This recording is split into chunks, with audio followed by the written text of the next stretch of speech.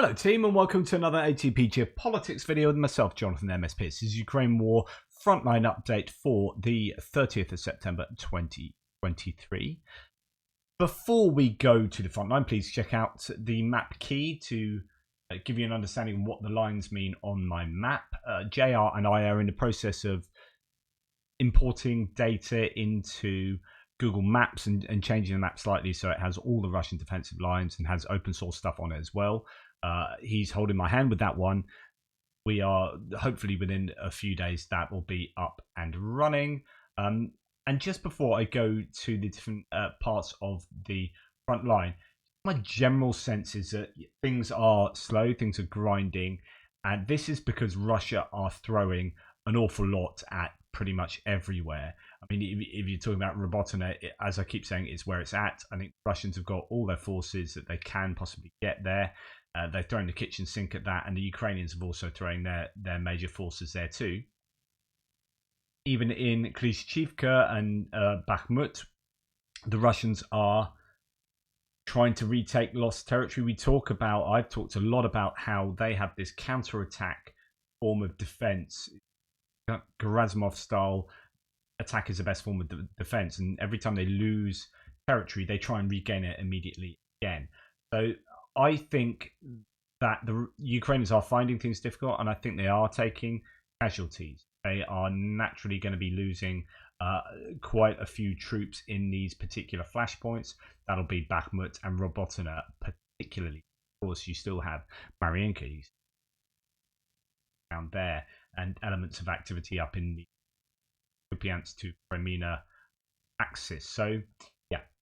Right, we're going to go to the northeast and to Kupiansk here, where I reported that there were claims that Russia had taken out a bridge in Kupiansk. In fact, there were claims that the Russians have taken out a number of bridges. Go to the Institute for the Study of War, American military think tank. Their claims about this area are Russian forces continue to target Ukrainian ground lines of communication in rear areas in the Kupiansk direction. Geolocated footage published on September the 28th shows Russian forces striking a bridge across the Oskil River south of Kupiansk. A Russian mill blogger claimed that Russian forces have destroyed at least 4 bridges across the Oskil River in Kupiansk and south of the settlement in recent days. The mill blogger claimed that Ukrainian forces have established pontoon crossings near the damaged bridges. Okay, so we go to Syriac Maps, a pro-Russian mapper. They say since the summer until yesterday, the Russian aircraft destroyed practically all the bridges over the Oskil River between Kupiansk and Kryakivka that connected the troops in the Luhansk front with the rear in Kharkiv. Despite the fact that there are still bridges further south and supply lines to the Ukrainian army are extending more and more, so the troops could start suffering from a shortage of supply soon, that would eventually lead to a progressive retreat towards the Oskil River. With the weakening of the Ukrainian counteroffensive in the south and fronts extending from the Oskil River to the north of Bakhmut reactivated, and it is very likely that we will see a Russian offensive action. Perhaps a new Bakhmut is in the sights. Obviously, Syriac salivating about that. I was listening to Andrew Perpetua's live stream from sort of 19 hours ago or so at the point of recording this, and he was saying don't listen to that. He was basically saying there's a lot of psyops going on concerning the bridges. He says I've got, I know that the bridges, I can't tell you how I know, but I know the bridge is still up, and actually when we look at the satellite imagery, I'm pretty confident we're going to see the next round of satellite imagery coming through showing bridges still standing, or pontoon bridges, or whatever. So he's saying that there is he said this whole northeastern axis, psyops, and a lot of claims, and the usual kind of repelled attacks and whatnot. Russians appear to be concentrating quite a lot on the information space concerning that. The ISW says, according to the Institute for the Study of War, the fact that the Russian and Ukrainian officials have recently reported fewer Russian ground attacks in the Kupiansk and Liman directions means that the Ukrainian counteroffensive has distracted Russian forces from the Kupiansk over Crimea line and significantly weakened Russian offensive efforts along that line. One of ISW's previous assessments said that Russian offensive operations on this line were aimed at pinning Ukrainian troops and keeping them away from more critical areas of the front. So Russia has reduced its presence, its activity along this front. maybe with that reduction, you are seeing an amplification of claims. So less troops, fewer troops, fewer incursions, but more talk. Could be what's going on in this northeastern sector. I mean, it could be that the Russians have taken out a bunch of bridges. And I'm correct, but I'm incorrect. But yeah, just going on what Andrew Perpetua and other kind of hints indicate, doesn't seem to be as bad as are claiming. Right, with regards to in the Serebyansky forest area near Crimea, the Russian MOD has claimed yesterday that Russian forces repelled 12 Ukrainian attacks near Torska, Serebyanska forest area between September the 24th and 29th. So that's 5 days, 12 attacks. It's not actually that much, a couple of attacks a day, but still, that's the idea that Ukrainians are trying to push in this area, or at least doing small scale attacks. Then we come down to Bakhmut, and we're going to pop into the north of Bakhmut and a little bit more on potentially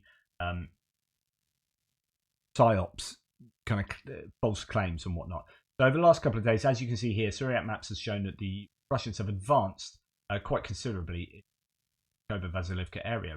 Again, Andrew Perpetua was talking about this. He said they're basing the videos on some Russians being in some of the outer houses of Orokova Vasilivka. But if you look at the video, all the grass is green. And then he showed satellite imagery of, I mean, I love a good bit of objective evidence, right? Satellite imagery of the place that they're supposed to be fighting in. And the trees are green. Right? They still got that foliage, but everywhere else there's not been a lot of rain in the area. Everywhere else is brown. All the fields are brown, the grass is brown. And he said that video is almost certainly from May, April, May sort of time. And it's like, don't believe what they say all the time. Again, it's the lack of credibility for some of the Russian claims. We see this reflected in what Syriac Maps often says, parroting the Russian MOD lines or seeing a bit of footage and go, yes, we are there, without maybe being a bit more critical about, okay, when's the timestamp of that? How much credibility does this have? Can we definitely say that the Russians are here? So Andrew Perpetua still has the Russians way back here and unmoved. Syriac Maps had a couple of days of quite gains, but it appears to be based on incorrect footage or anachronistic now. So yeah, just to give you an understanding of what's going on there. Now, when it comes to Klishchivka to the south of Bakhmut, it's actually, I think, pretty tough here.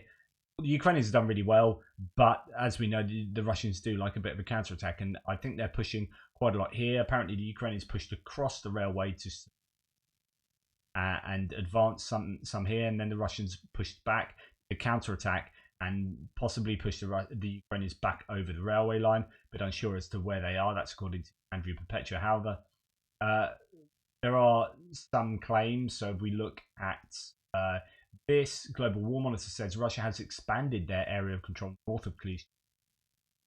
That would be in this kind of area there. I don't know, to be honest. It's probably pretty tough fighting around there. Andrew Perpetua said that it is difficult moving to the east from across the railway line because this is marshy, boggy area that goes downhill before it comes slightly up.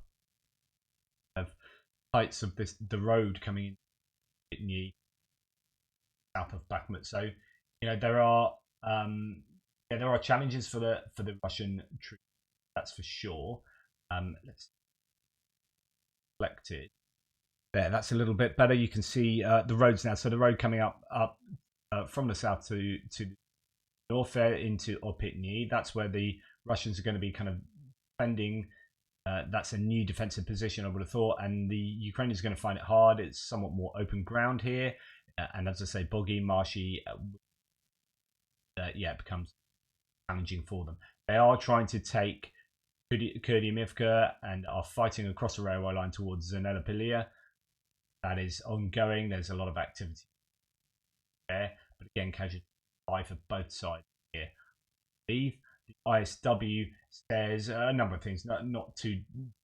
I'd be saying here. A Kremlin-affiliated mail blogger claimed that Ukrainian forces briefly crossed the railway line near Klishchivka. So I've mentioned that before Russian forces push Ukrainian forces west of the railway line again, and going into a couple of more of a general claim about Donetsk, Donbass as a whole, right? I almost said this at the beginning, but we're in Bakhmut, so it's kind of relevant here. really interesting. This is one of the propagandists of the Ukraine was killing people of Donbass. Russian mercenary Guzenko, the call sign of 13th. So this is someone that has always said that the Ukraine Nazis are killing Russians in Donbass or people of Donbass. That's his position. Obviously, an ultra nationalist, but he's pretty scathing here of the Russian approach. He's got a huge following that explains what happened to the he's explaining to his following what happened to the Mobics of the so-called L and DPR after the 24th of February 2022. So since the beginning of the war, quote, they were grabbing everyone, whether crooked, disabled or crippled, thrown into slaughter without equipment or ammunition. Russia promised to protect these people from the Ukrainians, but instead mobilized all men and threw them into meat assaults, killing thousands and leaving their region in absolute ruin. The 13th is complaining that despite this sacrifice, it took a whole year to annex these territories. Those who survived the Russian world are now being prosecuted, decided to save their life and flee. What does he say exactly? And yes, mobilization in the LDPR region began on February the 22nd, almost a year earlier than in all of Russia. Those mobilized from the LDPR were thrown to slaughter without equipment and went into battle without any social or other guarantee, as well as salaries. Salary was 70,000 rubles per station, grabbing absolutely everyone, old, young, those who were disabled and crippled. And now, almost 2 years later, from the moment of the SMO, the kind man accepted them into Russia, and they, fed up with their injustice and losses, fled in order. According to the new laws, a tribunal awaits them all for leaving their unit without. So, wait a minute, that is not caring about the lives and destinies of ordinary people.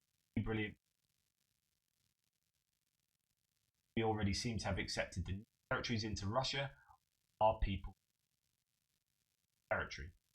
This is a real rebuke of the approach of people living here. It's kind of like, yeah, you say this is all about the Donbass, but the way you've treated the people, thrown them in and slaughtered them, the altar of like one Russia, but you're kind of forgetting these people and the places. It's all exactly what it is, which is a very utilitarian approach, using these people for and these people are sacrificing their lives with poor equipment, poor station and lack of care authority. So yeah, it's a really stinging rebuke of project that from someone who is an ultra very Russia. So that's the idea of feelings there. Now, going back particularly to Bakhmut, Ukraine forces are trying to cut the Bakhmut-Horlivka road. They have achieved success. Battle is going on the outskirts of Odradivka settlement. This is the most positive thing I have seen as far as a claim about this area. So that's Odradivka. It's a good long distance from Andriivka. My guess is this is probably a bit too positive. Battle is going on the outskirts of Odradivka. Could be. I think they've cut that road. I mean, may have happened, but take that with a pinch. I'd say that's probably maximalist pro-Ukrainian claim that Odradivka is the pressure. But we have heard over the last 3 days that the Ukrainians have been fighting towards Odradivka, so in terms of probability, could be that the Ukrainians are having some success there today. We are also hearing that it's so as we come further to the south to Avdiivka area, we have had that coke plant, huge bomb. So that's another thing to note along the front line, and I have been saying this the last week or so, is that Russian aviation is incredibly active. There are FAB, KAB 500 bombs that are being dropped plenty right across the front lines, from up in the northeastern sector, the axis, down to Bakhmut and Avdiivka as well. So that is a challenge for the Ukrainians for sure. Right. Here we have claims. Well, before we go to Mariinka, pop into the ISW, basically says, yeah, not an awful lot going on here, other than, well, that's doing tough fighting going on, but no particular changes. Global War Minister says a clarification of Russian control in northern Mariinka. So here we have slight change, but I'm struggling to see much of it. Just sort of this area there is a bit of increase in territory that control as a monitor. So on my map, down south, so normal sort of activity, Pervomaiski, Severny, down a bit, second to Rinka, where there might be some further gains for the. I haven't seen that reflected in any of my sources. Then, when we come down to Novomykhailivka, we saw now maybe 6 weeks ago, 2 months ago, I don't know, an amount of time ago, the Russians had a couple of attempts at driving sacrificial tanks, tanks, Ukrainian held tree lines, blowing them up. There's a huge explosion, one near the taken out by mines, but got pretty close and probably did quite a bit of damage to the personnel there with a shockwave. Well, there was another video documentation of a attempt whacked one of their vehicles full of explosives. 2 vehicles drove up and then drove off, and then actually blew up on a mine. Didn't even get. But that activity is still taking place in the Novomykhailivka area there. And now we're going to go on to the southern front line.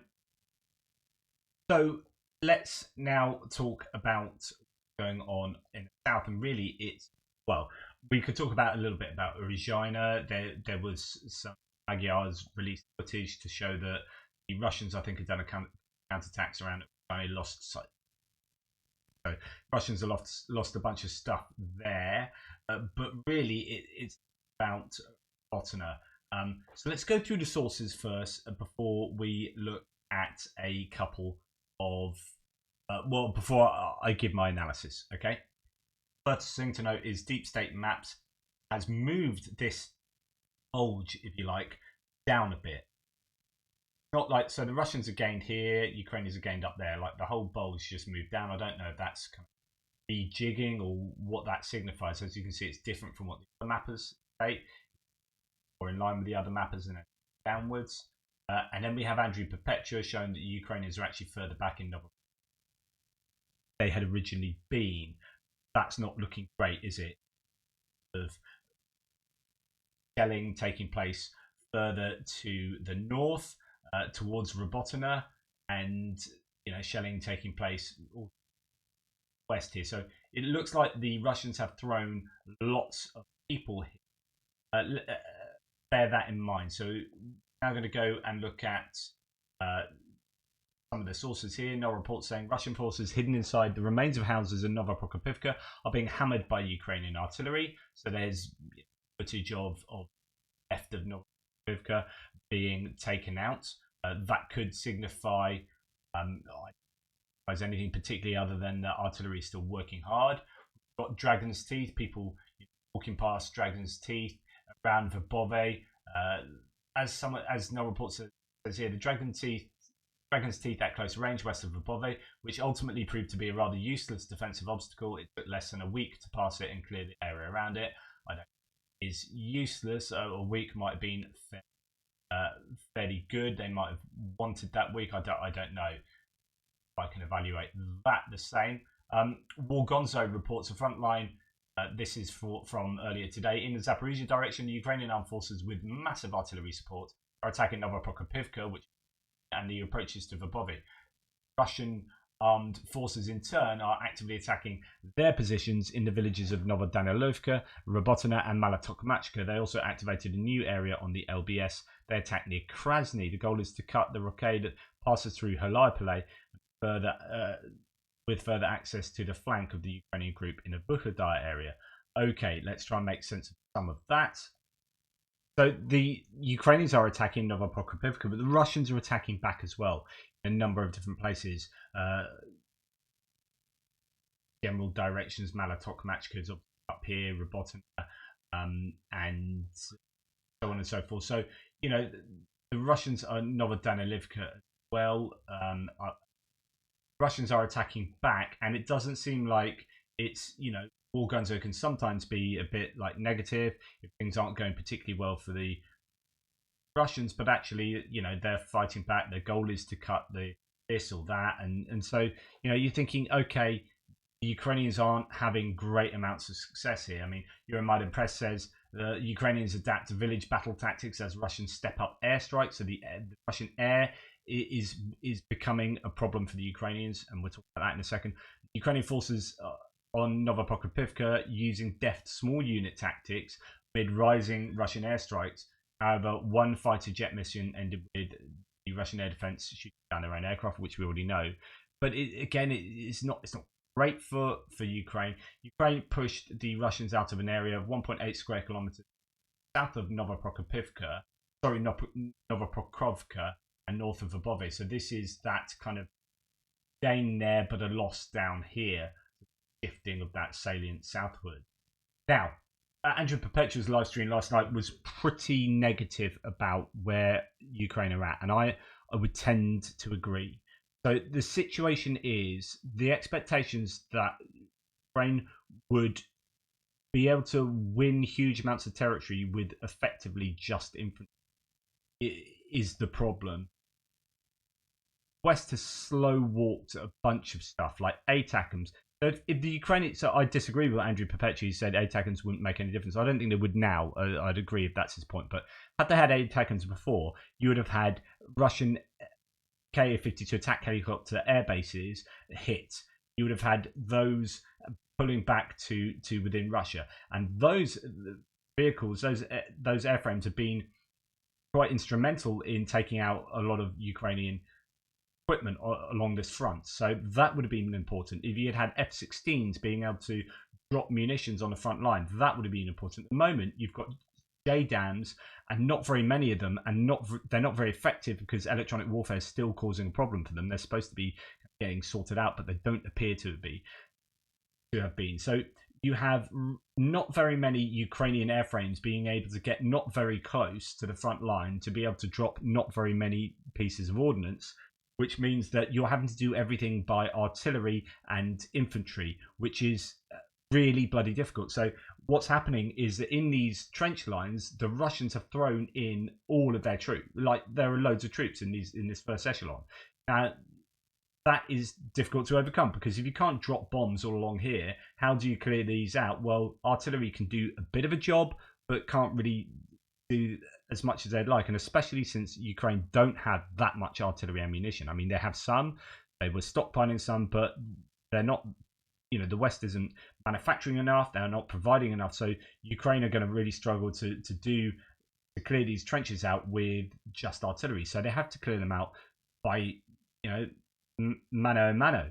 They are fighting with small arms fire and whatnot, and trying to clear them out with their troops, and that is exceptionally expensive in terms of casualties. You need an absolute ton of troops to be able to do that, and Ukraine don't have a ton of troops.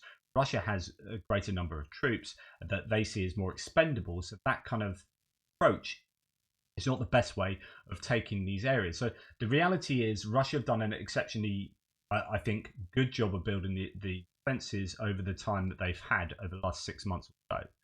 And go back and listen to me. I did say don't laugh these trenches off. These are certainly going to be better than nothing. And in fact, they've been really very useful for the Russians. The minefields, that takes time, but it's more, I think, what Andrew Perpetua is saying, it's more about the trench lines actually than minefields. And they just don't have enough stuff to be able to say, the idea that they're going to get to Melitopol by, they've ground to a halt. So Andrew Perpetua is saying that the Ukrainians are basically culminated. So you can't see it any other way that they have culminated here. And I don't think there's anything to suggest that's not true. And that is a big problem. It is like the expectations of the Ukrainians to do an offensive without air superiority, I think, realization is now coming home here, that you just can't do enough.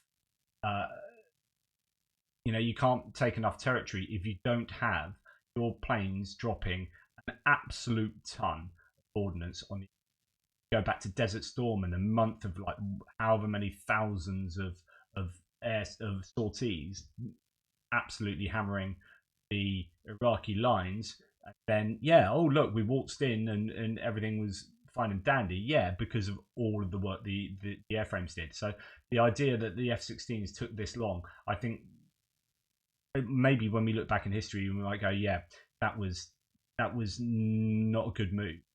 So now that's why we're looking to air defenses, because this is now turning into maybe a longer war where the Ukrainians need to make sure they're going to survive the winter in terms of protecting their infrastructure from Russian cruise missile and Shahed attacks, all the while gearing up a defense industry. And this is what we heard about this morning. So getting in, so this is all about becoming a sustainable war that Ukraine can win. Not about, this isn't doom and gloom in terms of like Ukraine will prevail, Russia can't win. That hasn't changed. But it's about, well, when will Ukraine win by? And actually, it's going to be arguably a lot longer, and they need sustainable resources in order to do that. And that means getting this kind of defense alliance full of lots of defense entities working damned hard in Ukraine and in Europe and America to build stuff. With the Ukrainians taking the lead in kind of building what they want, what they need, so that they can prosecute their own war. I think that's probably where we're looking now. So this sounds like me dooming and glooming, but I think there's got to be some kind of reality here that the Ukrainians made some progress, and then that kind of grounding of Velika Novosibirsk area, then they've thrown everyone into, because probably that's what NATO said, thrown everyone into Robotina, but actually Russians have thrown everyone into Robotina as well, and we've just got a massive grinder going on there. That is not going to be solved unless the Russians get to a tipping point where they capitulate, or which is looking unlikely at the moment. You do hear rumours. I mean, the Russians are going to be suffering, right? No doubt about that. But with their suffering is Ukrainian suffering as well. And the Ukrainians will have lost a lot of vehicles in the last month or two. Yeah, they need JDAMs, but the JDAMs aren't effective, and they need a ton of them. They need the airframes to be able to get them closer. They need to wrestle back some advantage in the air, which the Russians have at the moment. They need GLSDBs. Those are really, really important components in potential success. The fact that they are still not ready is a real shame. Blame is just, you know, where it goes. What is frustrating for me is how long it's taken airframes to get and why that wasn't sorted a year ago. Well, it's because everyone was afraid. I mean, we do know the reasons, right? We can map it all back. There were all these red lines that people didn't want to cross, but it turns out the red lines were false. And that's really frustrating. It's like, well, if you had done this right away, we would be in a very different place now. But it hasn't happened. It is what it is. We'll see how it turns out. There may be a breakthrough in the next few weeks or so, like a more considerable breakthrough. It depends how you define breakthrough. But the Russians are certainly throwing everything at this. And why? Because they absolutely have to.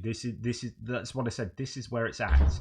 And if Russia can prevail, and by prevail I mean they can keep defending, so that the Ukrainians don't advance particularly quickly, then that would be their kind of success. If the Ukrainians can break this line of defense and get behind there and into this area, then that for me would be their kind of success. But that is, again, that's not like even getting parallel to Tokmak, which is where I was hoping that they would be, you know, certainly before the end of the year. But do they have the resources left to push through here? They do have resources still, but about these trench lines, and then once you get past those trench lines, you've got another heavy layer around Ocheru-Tuvatse and Romanivska coming down to Tokmak. You've got it surrounding Tokmak. Okay, you don't need to go into Tokmak. Really, it's about getting to sort of here, and that gets you some kind of fire dominance over this road coming in, and that be for me success of this counteroffensive. Will that happen? It's looking less likely with each passing week. Still possible.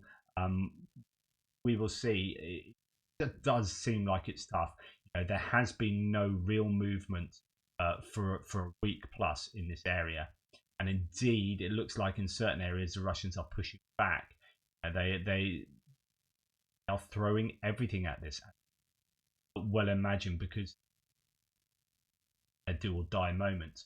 Right, going on to the Dnipro River, Thomas Tyner says, and he's fairly positive in his outlook, Ukrainian troops still hold bridgeheads at Oleshki and Kozachi Lahiri. Now, I've not really heard of Kozachi Lahiri being mentioned recently, and due to OPSEC, I can't share more, but the lower Dnipro is follow.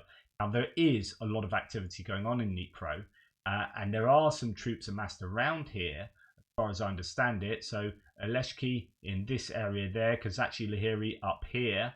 There are bridgeheads still there, and lots of activity, lots of boats being lost on both sides. Interestingly, Andrew Perpetua saying all the footage of boats that he had, like, remember he counted up like a whole load of them. None of them had people in, and only one video had one person nearby. That was interesting, that all of those boats that were lost were just Russian drones dropping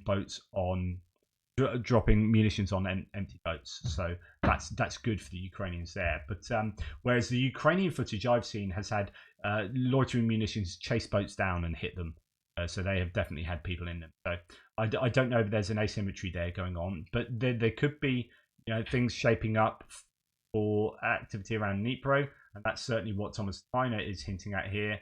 I don't know. Let me know what you think. Am I just catching the doom here? This is my up and down I have with all the activity that's been taking place for a long time. There are successes for the Ukrainians south of Bakhmut, but they are fairly limited. And if you're talking about trying to win a war here, that is not a great amount of territory over a major counteroffensive push. The next question would be, if the Ukrainians culminate, do the Russians have enough wherewithal? Do they have enough resources and energy and everything to do their own offensive? Or are they now going to be consistently on the defensive and waiting for Ukraine to just keep getting resources that they're going to make themselves or get from the West? If Russia can't produce enough, can you envisage them doing some kind of offensive themselves, or are they a fairly spent force kind of in a longer term? I don't know. That's an interesting thing to discuss. Let me know what you think. Please like, subscribe and share. Really appreciate all your support. It is absolutely staggering. Thank you, because I am having quite some difficulties with regard to channels and whatnot. So anyway, thank you, take care, and I'll speak to you soon.